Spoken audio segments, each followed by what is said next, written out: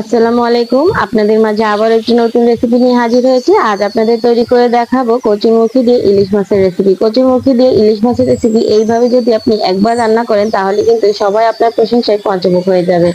এমনই মজাদার এবং টেস্টি। এইভাবে রান্না করলে ইলিশ মাছের টেস্ট এবং ফ্লেভার দুটাই কিন্তু আপনি পাবেন। দেখুন এর জন্য আমি কিছু ইলিশ মাছ নিয়ে নিয়েছি। আমি এখানে ইলিশ মাছটা কেটে দিয়ে একটু লবণ দিয়ে রেখেছিলাম। এভাবে একটু লবণ দিয়ে কিছুক্ষণ রেখে আপনারা রান্নাটা করে দেখবেন, খেতে কিন্তু খুবই ভালো লাগে। আর আমি এখানে কিছু কচুরমুখী কেটে নিয়েছি। আমি এইভাবে করে গোল গোল করে কেটে নিয়েছি। আপনারা আপনাদের পছন্দ মতো যেভাবে খুশি কিন্তু কেটে নিতে পারবেন। আর আপনি আজ যেভাবে রান্না করবো সেম প্রসেসে যদি আপনারাও রান্না করেন, দেখবেন এই টেস্ট এবং ফ্লেভার ইলিশ মাছের দুইটাই কিন্তু আপনি খুব ভালো করে পাবেন এবং খেতেও খুবই মজা লাগবে। আর অবশ্যই এইভাবে একদিন ট্রাই করবেন। চলুন আমরা রান্নায় চলে যাই। দেখুন আমি এখানে একটা কড়াই নিয়ে নিয়েছি আর দিয়ে দেবো সয়াবিন তেল। আমি এখানে সয়াবিন তেলে রান্নাটা করছি, আপনারা চাইলে সরিষার তেলেও রান্নাটা করতে পারেন। আর এখানে তেলটা যখন একটু গরম হয়ে যাবে তখন আমি এখানে দেবো পেঁয়াজ। যেহেতু আমি কোনো রকম মশলা ব্যবহার করবো না, এর জন্য পেঁয়াজটা একটু বেশি করে দিয়েছি। আর দিয়ে দেবো কাঁচামরিচের ফালি। আমি কিন্তু পুরো রান্নাটাই কাঁচামরিচ দিয়ে করবো, এর জন্য কাঁচামরিচটা একটু বেশি করে দিয়েছি। এখন পেঁয়াজ কাঁচামরিচটা আমি একটু নরম করে ভেজে নেবো। খুব বেশি ভাজার দরকার নেই, একটু নরম হলেই হবে। প্রথমেই আমি সবার কাছ থেকে একটা লাইক চেয়ে নিচ্ছি। আপনারা অনেকেই আছেন লাইক করতে ভুলে যান। আমি প্রথমেই বলে দিলাম একটা লাইক করে আপনারা পুরো ভিডিওটি কন্টিনিউ করবেন। দেখুন পেঁয়াজটা যখন এইভাবে একটু ভাজা হয়ে যাবে তখন কিন্তু আমি এখানে গুঁড়া মশলাগুলি দিয়ে দিব। খুব বেশি মশলা দেওয়ার প্রয়োজন নেই। ইলিশ মাছে খুব বেশি মশলা দিলে এর স্বাদ এবং টেস্ট দুটাই বদলে যায়। এখানে মানে আমি পরিমাণ মতো লবণ দিয়ে দিলাম, 1 চামচের কম হলুদের গুঁড়া, আর খুবই সামান্য পরিমাণ অর্ধেক চামচেরও কম আমি লাল মরিচের গুঁড়া দিয়েছি, 1 চামচ ধনিয়া গুঁড়া। লাল মরিচটা আমি এখানে দিয়েছি খুবই সামান্য করে, আর এটা শুধু জাস্ট কালারের জন্য।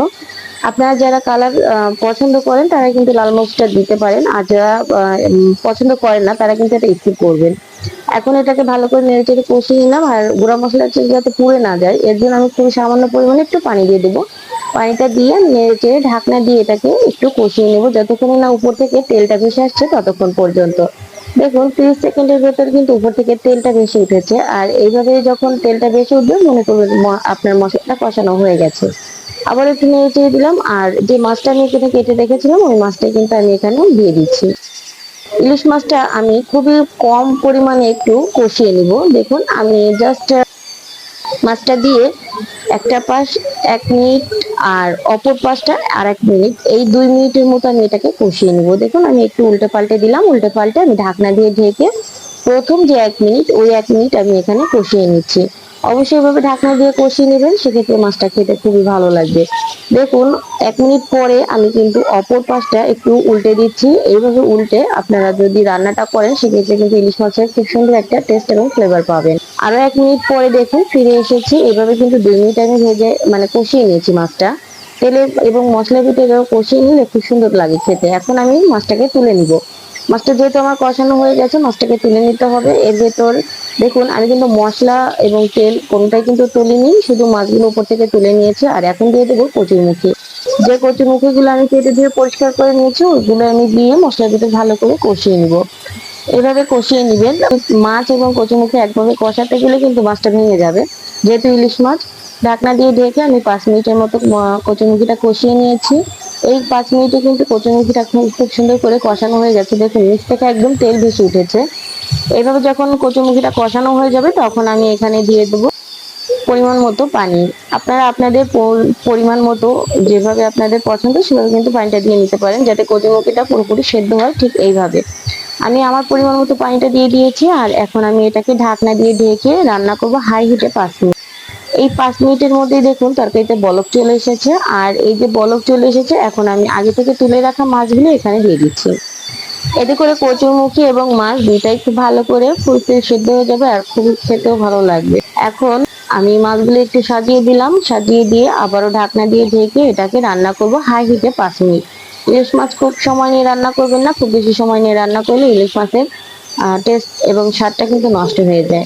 5 মিনিট পরে মাছটাকে আমি একটু আলতোভাবে একটু উল্টে পাল্টে দিচ্ছি, কারণ ইলিশ মাছ নরম খুব বেশি দ্রুত করতে গেলে কিন্তু এটা ভেঙে যাবে। আবার আমি ঢাকনা দিয়ে আরো 5 মিনিট রান্না করে নিয়েছি। দেখুন মাছটা কিন্তু আমার এখানে কমপ্লিট হয়ে গেছে। এ পর্যায়ে আমি 3টি কাঁচামরিচ এখানে চিড়ে দিয়ে দিয়েছি ঝালের জন্য। আপনারা কিন্তু আস্তটাও দিতে পারেন। আর এই পর্যায়ে যে আপনারা ইলিশ মাছে ধনিয়া পাতা খেতে পছন্দ করেন তারা কিন্তু অবশ্যই এখানে ধনিয়া পাতাটা অ্যাড করে দিবেন। ধনিয়া পাতা দিলে কি হবে, ইলিশ মাছের যে ফ্লেভারটা ওটা কিন্তু খুব অনেকটাই কমে যাবে। এই জন্য কিন্তু আমি ইলিশ মাছে ধনিয়া পাতাটা দিচ্ছি না। আপনারা চাইলে যারা পছন্দ করেন তারা দিতে পারেন। এখন এইভাবে কাঁচামরিচটা দিয়ে আমি ঢাকনা দিয়ে ঢেকে ২ মিনিট এটাকে চুলাটা অফ করে আমি দমে রাখবো। অবশ্যই চুলাটা অফ করে দিবেন, কারণ কচুরমুখিতে খুব বেশি ঝোল কমাবেন না। এটা যখন ঠান্ডা হয়ে যাবে আর একটু শুকিয়ে যাবে। এখন চুলাটা অফ করে দিয়ে আমি ২ মিনিট ঢাকনা দিয়ে ঢেকে আপনাদের সার্ভ করে দেখাচ্ছি। দেখুন এই যে আমার তরকারির ফাইনাল লুকটা। দেখুন তরকারির যে গ্রেভিটা সেটাও কিন্তু ঠিকঠাক পরিমাণ মতো আছে, আর মাছটা দিয়ে দেখুন কি লবণীয় হয়েছে। এইভাবে যদি একটা তরকারি আপনি গরম ভাতের সঙ্গে সার্ভ করেন আর অন্য কোনো কিছু কিন্তু প্রয়োজন হবে না, জাস্ট এই তরকারিটা দিয়ে সবাই চেটেপুটে খেয়ে নিবে। আর আপনার প্রশংসা কিন্তু সবাই পঞ্চমুখ হয়ে যাবে। এত মজাদার একটি রেসিপি। আশা করি আপনাদের কাছে ভালো লেগেছে। অবশ্যই ভালো লাগলে লাইক কমেন্ট শেয়ার করবেন এবং আমার চ্যানেলটি সাবস্ক্রাইব করে রাখবেন। যারা আজ আমার ভিডিওতে নতুন, অবশ্যই একটু লাইক করে সাবস্ক্রাইব করে রাখবেন, যাতে যখন যা ভিডিও চাই সবার আগে আপনার কাছে পৌঁছে যেতে পারে। সবাই ভালো থাকবেন, সুস্থ থাকবেন। আসসালামু আলাইকুম।